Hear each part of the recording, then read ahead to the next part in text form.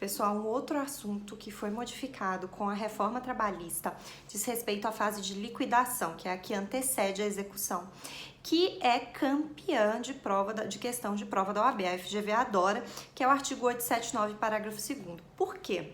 Porque a fase de liquidação, gente, na Justiça do Trabalho, ela tem um contraditório e uma ampla defesa reduzidos. Por quê? Porque a gente posterga essas discussões para a fase de execução. Então, em embargos é execução e impugnação é execução, executado e exequente podem ali discutir as suas questões. Na fase de liquidação, o juiz intima as partes previamente para apresentar os cálculos. E aí, na lei anterior, quando ele homologava os cálculos que ele entendia como correto, o que acontecia? Ele poderia intimar a parte para se manifestar. A parte se manifestava e continuava a execução, né? E aí ele deveria intimar a União. Então ele poderia intimar as partes, mas deveria intimar a União. Por quê? Porque as partes discutem depois em fase de execução.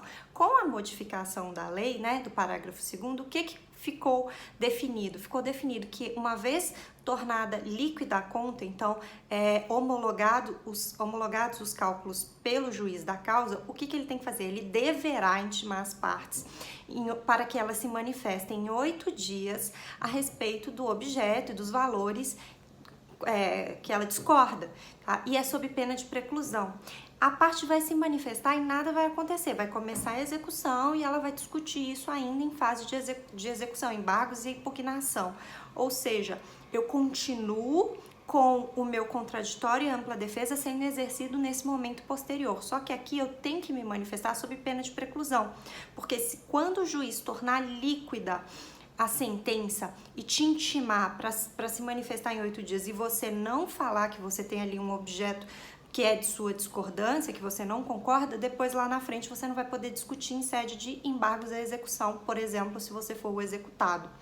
A União continua com a obrigatoriedade de intimação que já tinha antes dessa modificação. Então, pós-reforma trabalhista, tornada líquida a sentença, as partes deverão ser intimadas para se manifestar no prazo de 8 dias, sob pena de preclusão. Depois elas vão discutir isso, essa questão, essa discordância delas lá na frente.